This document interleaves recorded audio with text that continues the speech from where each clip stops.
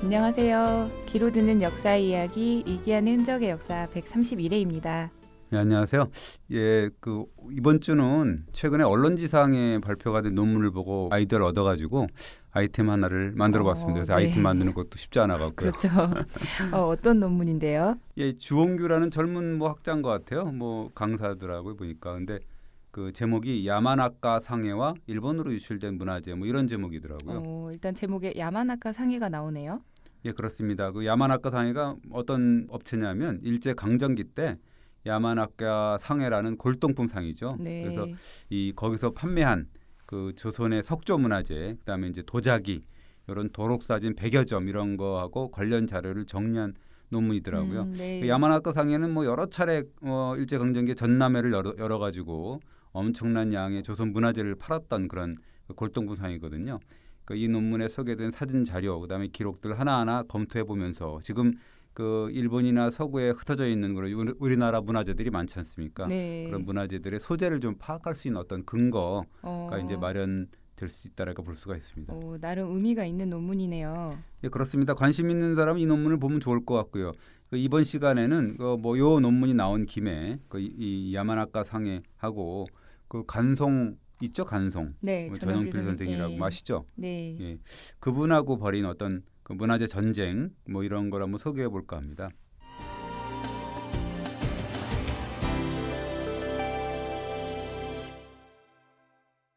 일단 궁금한 것이 야마나카 상해라는 곳이 어떤 회사인지 좀 궁금한데요. 예, 그냥 아주 쉽게 얘기하면 세계적인 골동품상 이렇게 볼 수가 있는데요. 네. 약간 좀 이렇게 좀 고스럽게 말을 한다면 고미술 무역상 이렇게 볼 수가 있는데 19세기 말부터 사실은 글로벌 무역상이었거든요. 예. 그러니까 1894년에는 뉴욕으로 가고 그다음에 99년에는 보스턴으로 진출해가지고 일본 공예품 시판회 이런 걸 열어서 호평을 얻었고 네. 그걸 계기로 해서 이제 점포를 얻는데요. 이후에 이제 그 시카고랑 런던 그다음에 파리 이런데 이제 그 지사를 두고 나중에는 베이징까지 이제 북경이죠. 지사를 둘 만큼 세계적인 고미술 거래상으로 급성장을 합니다. 네, 그렇군요. 쉬운 말로 하자면 글로벌 골동품상 이렇게 얘기할 수 있을 것 같은데요. 예, 그렇습니다. 그 대표가 누구냐 하면 이름에서 알듯이 야마나카 사다지로라는 인물인데 네. 본명이 원래 아다치 사다지로인데요. 13살 때 이제 그 오사카의 고미술상인 야마나카 기치베라는 그 가게에 사원으로 들어갑니다. 그 집 장녀인 테이라는 여자하고 결혼을 하게 되는데 이 결혼을 계기로 해서 아예 성을 아다치에서 야마나카로 바꾸고 그 집안의 후계자 자리를 이제 껴찬 거죠.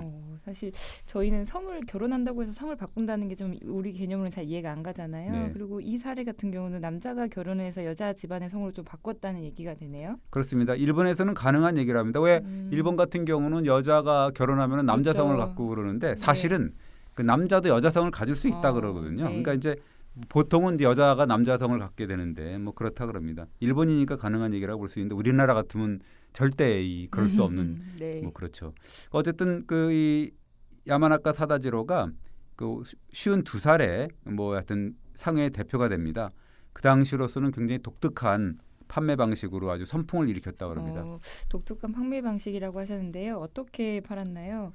예, 그러니까 팔고자 하는 물품의 해설, 사진을 이렇게 넣은 도록을 일단 이게 살만한 고객들한테 먼저 보내는 거죠. 그리고 네. 이제 그 사람들이 보게 되고 그리고 이제 특정일에 그 물품들을 상점에 이제 전시를 한 다음에 고객들을 특별 초대해서 네. 판매하고 경매하는 그런 방식이라는 거죠. 그 당시에는 그 판매 방식이 조금 생소했나 보네요. 예, 그랬던 것 같아요. 돈 많은 호사가들 있지 않습니까? 네. 이너서클 같은 분위기여서 이제 끼리끼리 모였던 그런 상황이겠죠.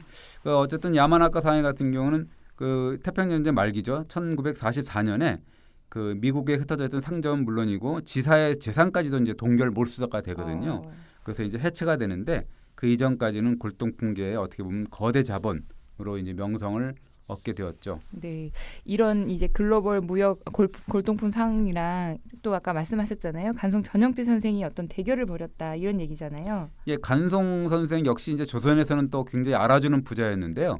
그 책을 이렇게 보니까 4만 마직이라고 하는데 그 지금으로 따지면 800만 평 정도의 논을 소유했다는 거고 1년 순수입이 15만 원 정도라고 하는데요. 기와집으로 계산하면 150제 가격이라고 하거든요. 네. 그러니까 이 소유한 논의 가치를 계산하면 기와집 2,000채 가격이라는데 지금 기와집 네. 한 채 얼마가 되겠어요? 10억 이상 될 거 아니에요. 그러니까 엄청난 부자죠. 그러나 어쨌든 야마나카라는 거는 그 글로벌 기업이잖아요. 그러니까 지금으로 따지면 삼성이나 뭐 예를 들면 삼성은 아니겠지만 어쨌든 그 큰 기업이었으니까 개인 네. 부자하고는 좀 차원이 달랐겠죠. 그렇겠죠. 근데도 이 간송 전영필 선생과 야마나카 상해가 맞대결을 벌였다. 그래서 이제 국보문화재를 확보했다는 얘기가 라는 거죠. 예, 그렇습니다. 한 번도 아니고 세 번이나 이제 맞대결, 뭐 이른바 맞대결을 벌였다는 거죠. 세 번씩이나요? 네, 그렇습니다. 그 제가 그래서 그 이 간송 전영필이라는 그 소설가 이충렬 씨가 발품을 팔아서 쓴 뭐 이 평전 같은 게 있더라고요. 그래서 제 이 자료를 토대로 해서 이제 이야기를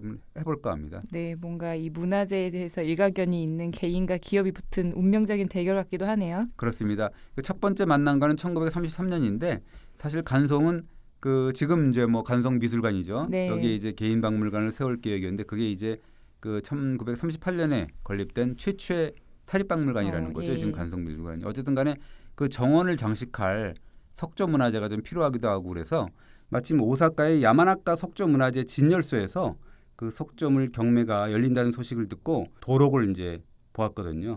거기서 이제 4점을 점 찍어둔 거죠. 어떤 석조물을 점 찍었나요? 그 당시에 볼 때는 통일신라 시대 3층 석탑, 그리고 고려 시대 3층 석탑, 그리고 석조 사자탑, 그리고 조선 석등 뭐 이런 건데 그 사실은 뭐 야마나카 상해가 어떻게 이런 그 이 조선의 석조물들을 뭐 대거 입수했는지 사실 알 수는 없잖아요. 네, 사실 그렇죠. 조선에 있던 석조 문화재라는 거 엄청 무거울 텐데 네. 그런 거를 이제 일본으로 실어 날랐다는 거니까 사실 알 수는 없네요. 어떻게 그쪽으로 가져갔는지는. 그렇죠. 이게 사실은 일본 열도에서도 조선 석조물이 고려자기에 버금가는 굉장히 인기 반출 품목이었다는 거죠. 일본 같은 경우는 정원 문화가 발달했잖아요. 네. 그래서 정원을 꾸미기 위해서 석조물들이 필요했던 건데 얼마나 많이 털어갔는지 어쨌든 간에 조선 총독부가 1911년에는 그 개인 간의 석조물 매매를 금하는 문건을 각 지방에 이렇게 내려보냈다 그럽니다. 왜냐하면 이 조선 각지의 석조물들은 일반 백성의 사유물이 아니기 때문에 사적으로 팔거나 살 수 없으니까 잘 알아서 처신하라 이런 식으로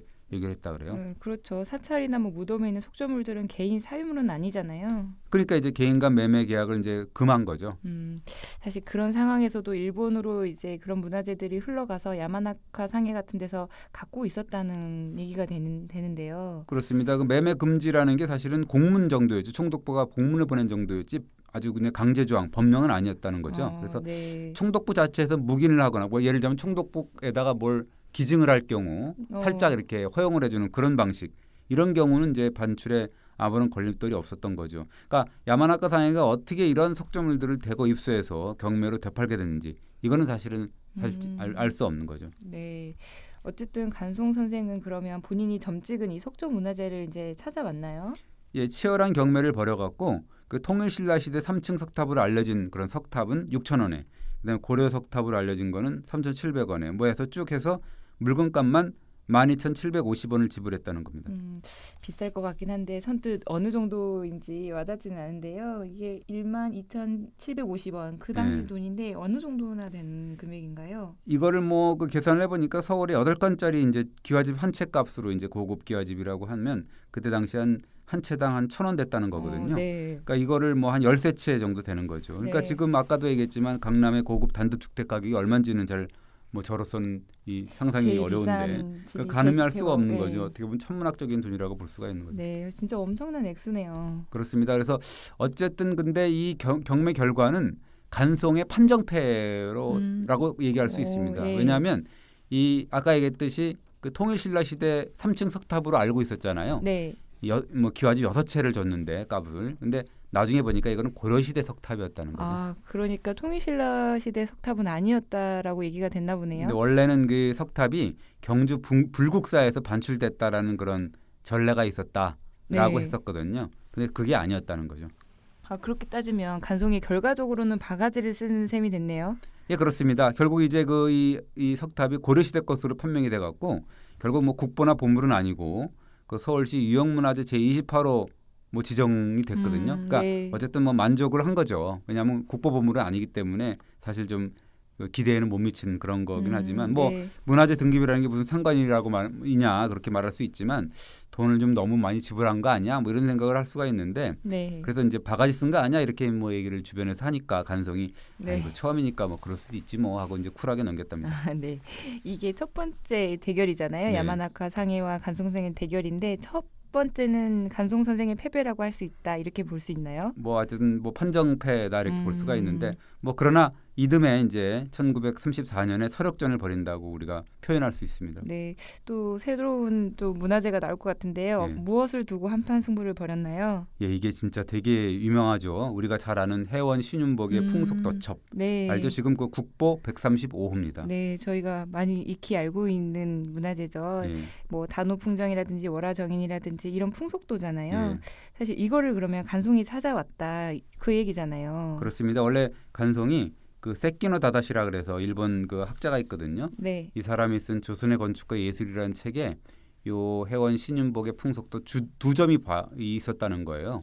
예. 주유청강하고 상춘야흥이라고 나중에 이름 붙었던 거거든요. 네. 그 두 점을 보고 무릎을 친 거죠. 주유청강과 상춘야흥이라는 두 작품이라는 얘기죠. 이게 주유청강이 뭐냐면 이게 주라는 건 이제 이 배주자거든요. 네. 그 배 위에서 그 양반들이 기생하고 이제 뱃놀이하면서 그 이게 노는 모습입니다. 뭐 이렇게 검은 거 가야금 뜯고 뭐 이런 네. 거 듣고 막 그러는 거거든요. 그리고 상춘야흥은 뭐냐면 그 진달래꽃이 화사한 봄날에 그 당산강 그러니까 3품 이상의 아주 품계를 가진 고관들이 기생들을 데리고 이제 야외에 나가서 봄놀이하는 모습. 그래서 상춘야흥이거든요. 네. 이런 걸 이제 이름을 주유청강하고 상춘야흥으로 나중에 붙인 건데 뭐 재밌는 거잖아요. 그래서 간송이 이제 이 그림 두 점에 이제 꽂힌 거죠. 그래서 수소문 한 겁니다. 아, 이 그림이 결국 어디 있는 거냐. 네. 그러고 보니까 흘러 야마나카 상의 소유가 된 것을 이제 알게 된 거죠. 네. 야마나카 상해의 뭔가 이 수집력도 대단한데요. 네. 해운 풍속도는 근데 사실 한두 점은 아니잖아요. 30점을 모아둔 도첩이거든요. 그러니까 요걸 이제 갖고 있었다는 건데 간송은 저 그림들만큼은 반드시 확보하자고 이제 약속을 했다는 겁니다. 그래서 그 간송한테 그 일본인 대리인이 있는데 신보라고 있는데 그 사람을 통해서 가격을 알아봤더니 정말로 입이 딱 벌어지는 가격 수준이었다는 거죠. 엄청 비쌌나 보네요. 그렇습니다. 30점으로 일괄로 5만 원 이렇게 딱 예. 불렀다고. 5만 원이라고 하면 아까 한옥 한 채 값이 당시에 1,000원이라고 하셨으니까 50채 값이 된다는 얘기잖아요. 와, 진짜 비싸게 부른 거라는 생각이 드는데요. 예, 뭐 한 채당 10억이면 얼마죠? 500억인가요? 뭐 10억도 넘을 거 아니에요, 지금 그죠? 예, 네. 뭐 그래서 이제 이거 포기해야 되는 거 아니야? 그러니까 인연이 있어야 되는데 뭐 이 문화재도 인연이 없으면 할 수 없다는 거죠. 그러니까 뭐 너무 비싸게 부르는 거 아니야? 그래서 쿨하게 포기했다 그럽니다. 근데 얼마 후에 다시 연락이 왔대요. 뭔가 흥정을 해보자는 건가요? 예, 그렇습니다. 야마나카 상해에서 연락이 왔는데 가격 조정 좀 해보는 게 어떠냐 이렇게 얘기를 했다는 거죠. 야마나카 상해에서 뭔가 팔 생각이 좀 있었나 보네요. 그러니까 이게 수장을 했고 소장을 했던 골동품 뭐 이렇게 갖고 있는 사람이 수집가가 아니지 않습니까? 골동품 상이잖아요. 그러니까 네. 가격이 맞으면 당연히 파는 거잖아요. 네. 뭐 업체니까. 그래서 이제 간송이 오사카로 이제 발에 달려갔다 그럽니다. 그러면 이제 간송과 야마나카 상해 간의 본격적인 가격 흥정이 이제 시작이 됐겠네요. 예, 그렇습니다. 신경전이 벌어진 거죠. 그러니까 야마나카 상해 대표가 이제 뭐 아까 얘기했던 사다지로인데 네. 처음에 이제 왔으니까 그러면 뭐 한 4만 원 이렇게 불렀대요. 멀리서 네. 오셨으니까 정성이 갸륵하다 뭐 이러면서 불렀겠죠. 그러니까 이제 간송이 뭔 소리야 그러고서 2만 원 딱 그러고 불렀다 그럽니다. 부른 액수의 절반으로 확 잘라버렸네요. 네, 그렇습니다. 사실은 뭐 우리 어디 그 시장을 가더라도 그런 배짱이 있어야 뭐 싸게 살 수 있잖아요. 네. 그 야마나카도 사실은 그 어리숙한 인물은 사실 아니지만 네. 그래서 간송의 그런 반응에 대해서 뭐 야마나카 상해에서 그 야마나카 대표도 꼼짝도 안 했겠죠. 4만 원 이하는 절대 안 된다 그랬다는 거죠. 그래서 간송이 뭐 알았다. 네. 쿨하게 이제 자리를 털고 일어나면서 이게 인연이 없나 보네요. 제가 섭섭하지만 뭐 직접 그림을 보았으니 그냥 눈이 호강한 것으로 만족하렵니다. 이번 여행이 헛되지 않았네요라고 이제 작별 인사를 고하고 이제 후를 털고 일어나려고 했다는 거죠. 이때 이제 야마나카가 여운을 남겼다는 겁니다.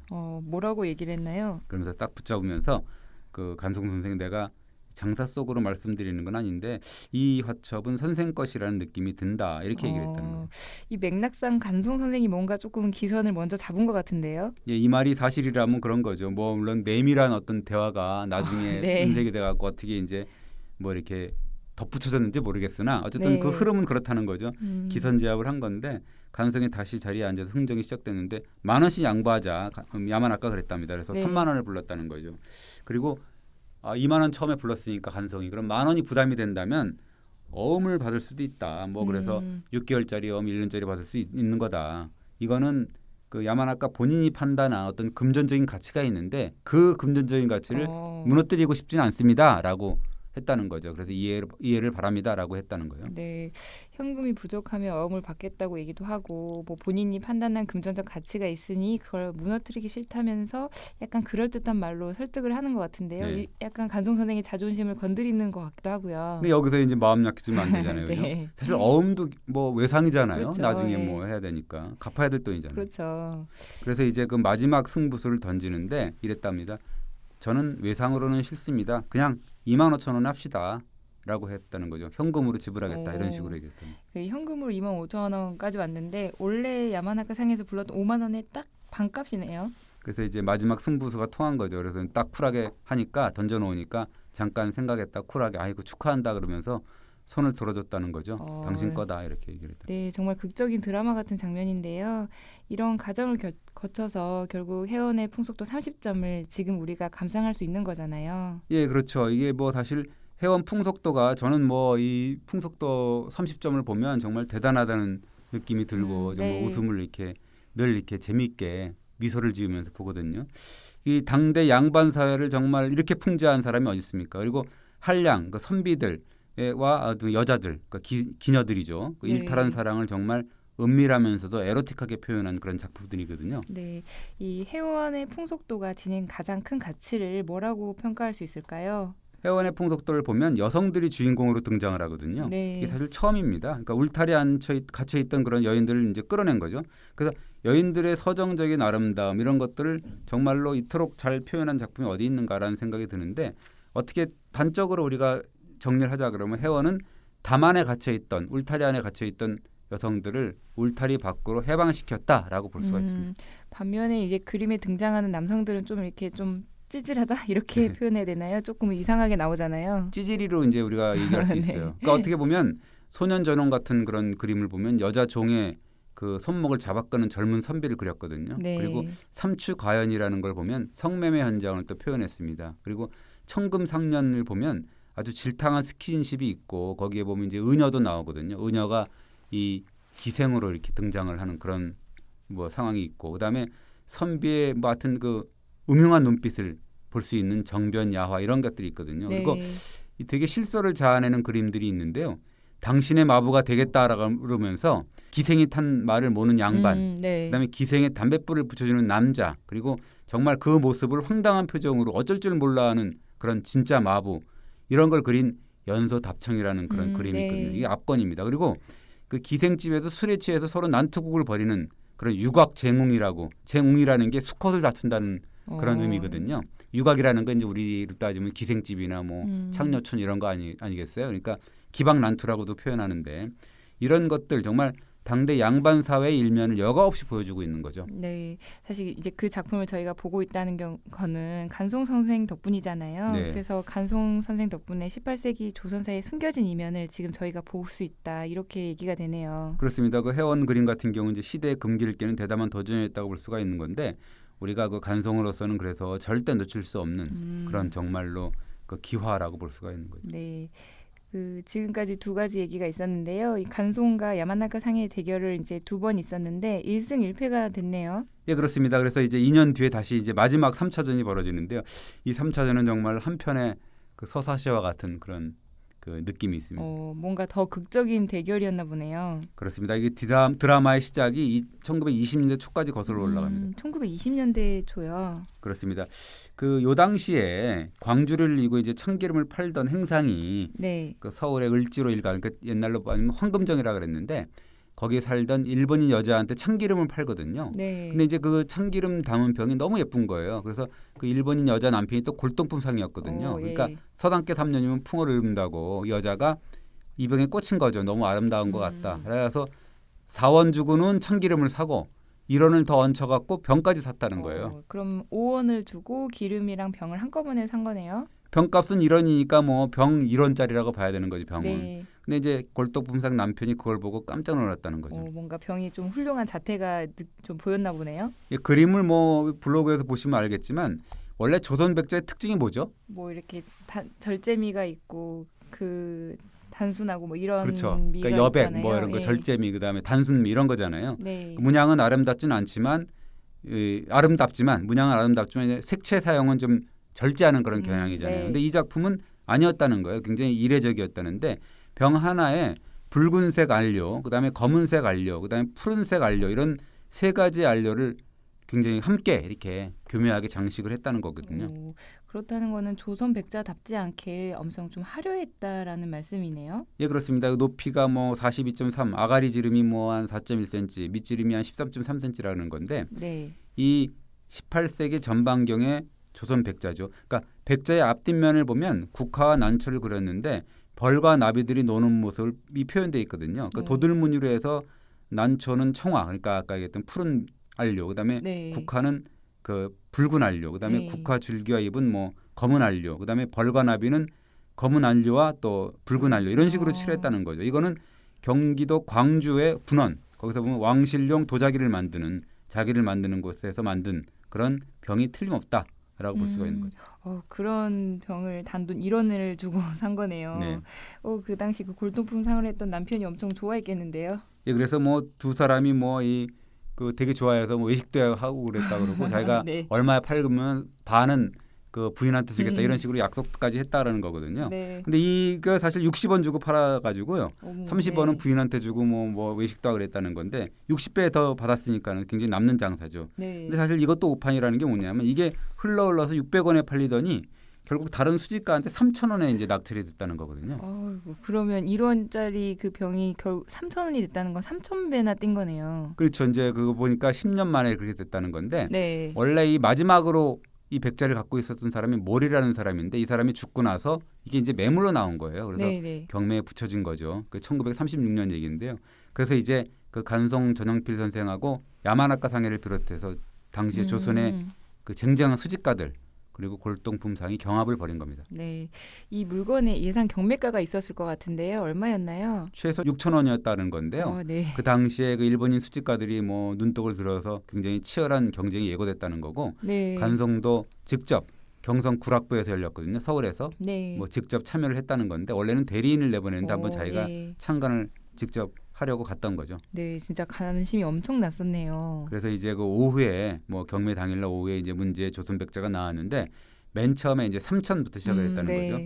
그러니까 단번에 오사카에 있었던 대수집가라는 무라카미라는 사람이 5천을 딱 불렀다는 거예요. 한 번에 2천이나 뛰었네요. 그러니까 계속 이제 처음부터 질러버리는 거죠. 계속 네. 뛰었다는데 6천, 7천. 그래서 이제 쭉 경매사가 장르를 한 바퀴 딱 둘러보니까 이대로 뭐 낙찰된 거야. 이렇게 딱 하니까 이때 8천 부른 사람이 있었는데 이제 전영필 측이었다는 네. 거예요.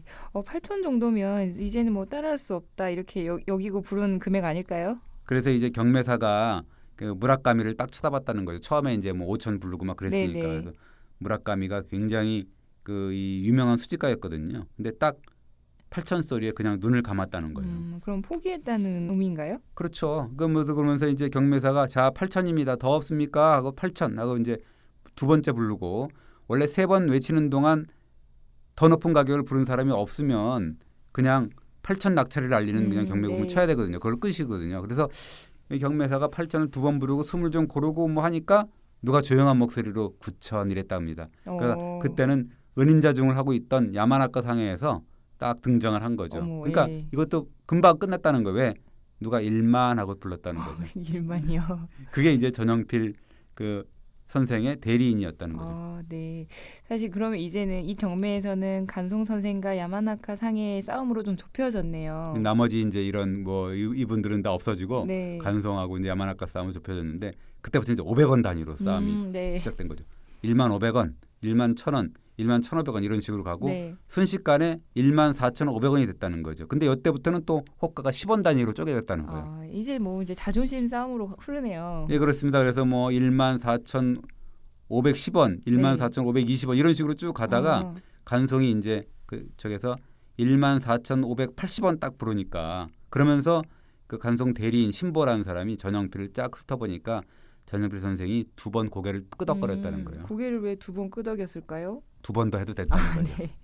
진짜 뭐 끝까지 해보겠다 이런 의지가 읽히네요. 그러니까 이거는 양보할 수 없다 뭐 이런 거죠. 그러니까 네. 이렇게 딱 부르니까 14,580원이라 그랬죠. 아까 네. 그 부르니까 야마나카 상해 쪽에서 이제 침묵에 빠진 거죠. 음. 왜냐하면 야마나카 상해라는 거는 기본적으로 수지가가 아니고 골동품 상이지 않습니까? 사실 뭐 이렇게 장사를 하는 입장에서는 물건을 손해 보지 않고 파는 게 중요하니까 너무 비싸면 사실 또 그게 또 사들이긴 좀 곤란하기도 하겠어요. 그렇죠. 그 수지가라 그러면 그게 좋아서 정말로 네. 좋아해 갖고 싶다 그러면 손해를 감수하더라도 소장을 하겠지만 골동품상 그래도 이익은 조금이라도 남겨야 되니까 너무 그런 비싸면, 장사꾼이니까. 예.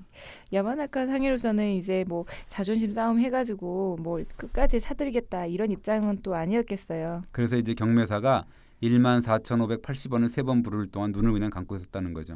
결국 간송 선생이 그 조선백자를 차지한 거네요. 그렇습니다. 그래서 이 조선백자 경매사상 최고의 명승부였다는 거죠. 뭐 이렇게 이제 그 전영필 선생이 승리로 끝났다는 겁니다. 네. 근데 되게 고가의 경매가 낙찰이 됐는데요. 이 조선백자가 그렇게 대단한 문화재인가요? 이 백자가 사실은 좀 나중에 그 이름이 붙습니다. 굉장히 긴 이름이 붙어요. 청화, 철체, 동체, 초충문, 병 이런 이름이 붙는데요. 네. 이게 이제 보물로 지정이 됐다가 국보로 등급이 오르는데 사실 그 지금 개념으로 보면 너무 이름이 어렵습니다. 그러니까 뭐 네. 청화, 철체, 동체, 초충문, 병이라는 게 뭐냐? 붉은색, 뭐 그 푸른색, 까만색 이 칠해진 알료로 칠해진 뭐 이 벌레가 있고 뭐 네. 국화가 있고 뭐 이런 난초가 있고 뭐 이런 병이라는 얘기잖아요. 네. 이게 지금 우리 그 한자를 안 배운 세대한테는 너무 어렵고 네. 이거를 조금, 문화재 검색에다 치면은 요대로 안 치면 다른 거 그냥 병이나 뭐 청작 조선백자 이렇게 치면 안 나옵니다. 그러니까 그대로 쳐야 되거든요. 그러니까 이게 좀 문제가 있어서 약간 좀 이렇게 좀 쉬운 이름으로 우리가 아름다운 이름을 고칠 수가 있나 그런 생각을 좀 해봤습니다. 그리고 아까도 잠깐 얘기했지만 이 백자를 보면 사실 국화 나비는 양각으로 붙이고 네. 이 난초는 뭐 푸른색이고 국화는 붉은색, 검은색, 벌과 나비는 붉은색, 검은색 이런 식으로 굉장히 그 다양한 칠이 있거든요. 네. 그림을 보면 정말 국보의 품격이 정말 여실히 드러나는 그런 아주 굉장히 좋은 작품입니다. 결국 이 지금 간송과 야마나카 상해 이런 문화재 대결에서 간송 선생이 국보 2점 그러니까 해원의 풍속 도첩이랑 조선 백자를 이제 차지한 거네요. 네, 그렇습니다. 이게 뭐 첫 번째 석조물에서는 좀 바가지를 쓴 셈이지만 그 너무도 귀한 국보 2점 그러니까 풍속 도첩 그림은 30점이나 되잖아요. 네. 간송이 이겼다고 봐야 되는 거죠. 네. 처음에 말씀하셨는데 야마나카 상해가 판매한 한국 문화재 관련 논문이 나왔다고 하셨잖아요. 네. 그 가운데 어떤 경로로 문화재들이 야마나카 상해를 흘러갔고 또 그 문화재들이 지금 어디에 있는지 알 수 있는 계기가 될 수 있을까요? 나온 자료를 토대로 차근차근 알아봐야 될 것 같고요. 네. 그 뭐 어쨌든 그 이 논문이 나온 김에 이제 간송 선생 이야기를 좀 해봤는데 사실 이 논문과 이런 간송 이야기를 하면서 네. 간송이 이제 야마나카 상해하고 치열한 전쟁을 벌였던 그 순간 정말 그 치열하기도 하고 숨죽이는 숨 막히는 그 순간이 참 떠오르는 그런 거더라고요. 제가 이렇게 자료를 보니까 그래서 한번 이 주제를 다뤄봤습니다. 한번 요 주제를 계기로 해서 그 문화재 전쟁을 한번 읽어보는 것도 괜찮을 것 같습니다. 네, 그럴 것 같네요. 네, 감사합니다. 네, 감사합니다. 네, 고맙습니다.